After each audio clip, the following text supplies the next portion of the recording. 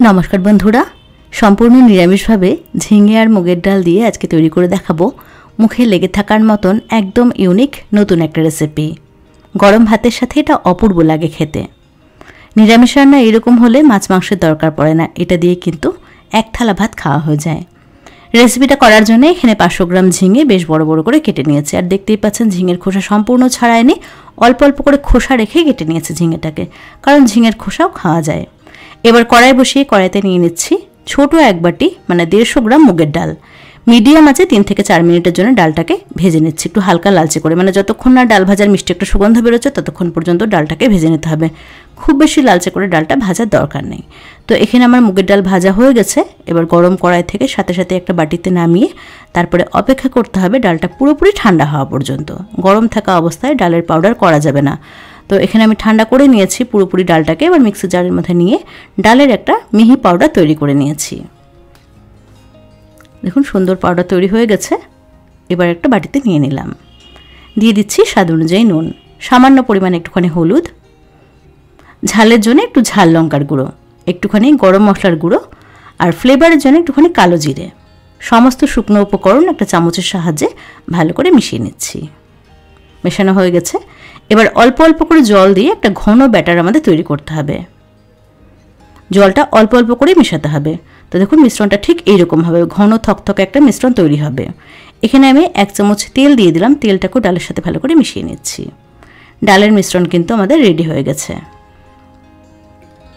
এবার কড়াই বসিয়ে কড়াইতে নিয়ে নিচ্ছি বেশ খানিকটা পরিমাণে সরষের তেল। রেসিপিটা সরষের তেলেই করব আর তেলের পরিমাণটা একটু বেশি লাগবে। 5 টেবিল চামচ সরষের তেল ভালো করে গরম করতে বসিয়েছি। তেলটা গরম হতে থাকুক। এদিকে দেখুন একটা একটা করে ঝিঙের টুকরো নিয়ে ডালের মিশ্রণটার মধ্যে এরকমভাবে চুবিয়ে নিয়ে বা ডিপ করে নিয়ে ডালের মিশ্রণটাকে ঝিঙের গায়ে ভালো করে লাগিয়ে নিতে হবে। তারপরে গরম তেলের মধ্যে একটা একটা করে ঝিঙে দিয়ে দিতে হবে। মিডিয়াম আছে একটু সময় নিয়ে 2 পিঠ উল্টে পাল্টে সুন্দর লালচে মুচমুচে করে ঝিঙেটাকে ভাজতে হবে। তেলটাকে খুব ভালো করে গরম করে নিয়ে মিডিয়াম আছে ঝিঙেগুলোকে ভাজবেন, তাহলে একদম ক্রিস্পি হবে আর ঝিঙেটা ভাজা হতে হতে ভেতর থেকে কিন্তু খুব ভালো করে সুসিদ্ধ হয়ে যাবে। বেশি তাড়াহুড়ো করলে উপর থেকে খুব সহজেই পুড়ে যাবে বা লালচে রং ধরে যাবে, আর ভেতরটা কিন্তু কাঁচা থেকে যাবে, ঝিঙেটা সেদ্ধ হবে না আর খেতেও অতটা ভালো লাগবে না।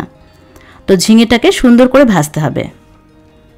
এক একটা ব্যাচ ভাজা হতে সময় লাগবে মোটামুটি 5 থেকে 6 মিনিট। এখানে আমি একটা ব্যাচ ভালো করে ভেজে নিয়েছি, একদম ক্রিস্পি হয়ে গেছে। এবার তেল ঝরিয়ে তুলে রাখছি। একই রকম করে সবগুলো বড়া আমি ভেজে নিয়েছি। এগুলো কিন্তু শুধু মুখে বা ডাল ভাতের সাথে খেতেও অপূর্ব লাগে।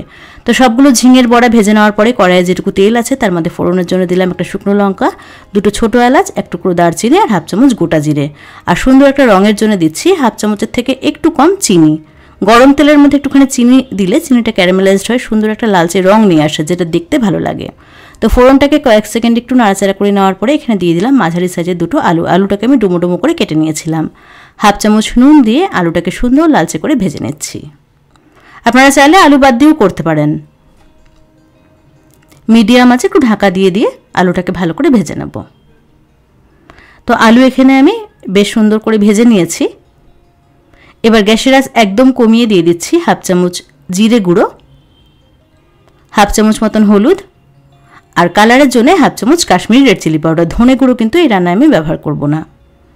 আর এখানে আদা, কাঁচা লঙ্কা, টমেটো বেটে রেখেছিলাম সেটা দিয়ে দিলাম। বড় সাইজের একটা টমেটো, 3টে কাঁচা লঙ্কা আর 1 ইঞ্চি আদা বেটে রেখেছিলাম। সব কিছু দিয়ে ভালো করে একসাথে কষিয়ে নিতে হবে। গ্যাসের ফ্লেমটাকে মিডিয়ামে রাখতে হবে। তো মোটামুটি 2-3 মিনিট কষিয়ে নেওয়ার পরে দেখুন আমার এখানে একটু শুকনো শুকনো লাগছে মশলাটা, সেজন্য অল্প অল্প পরিমাণে গরম জল ব্যবহার করে ভালো করে মশলাটাকে আমি কষিয়ে নেব। যত ভালো করে কষানো হবে খেতে ততটাই টেস্টি লাগবে আর রঙটা কিন্তু ততই সুন্দর হবে। মিডিয়াম আছে মোটামুটি 5-6 মিনিট সময় নিয়ে সব কিছুকে খুব ভালো করে আমি কষিয়ে নিয়েছি। এবার এখানে ঝোল করার জন্য দিয়ে দিচ্ছি বেশ খানিকটা পরিমাণে গরম জল।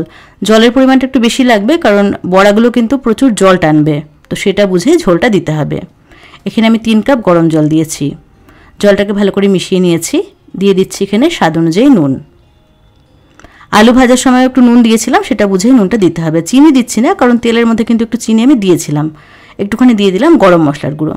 এবার ভালো করে সব কিছুকে মিশিয়ে নিয়ে মিডিয়াম আছে 5 থেকে 7 মিনিটের জন্য ঢাকা দিয়ে রান্না করতে হবে, বা যতক্ষণ না আলুটা ভালো করে সেদ্ধ হচ্ছে ততক্ষণ পর্যন্ত ঢাকা দিয়ে রান্না করতে হবে। দেখুন আলু কিন্তু খুব ভালো করে সেদ্ধ হয়ে গেছে। এবার এখানে ভেজে রাখা ঝিঙের বড়াগুলোকে দিয়ে দিলাম।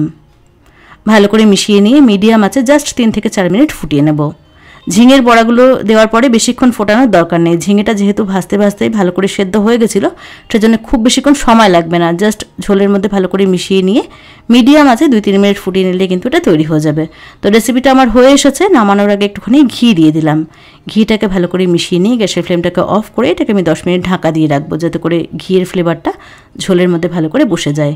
তারপরেই পরিবেশন করব একদম গরম গরম ধোঁয়া ওঠা ভাতের সাথে। তো দেখলেন তো কত সহজে একদম ইউনিক একটা রেসিপি তৈরি করে ফেললাম।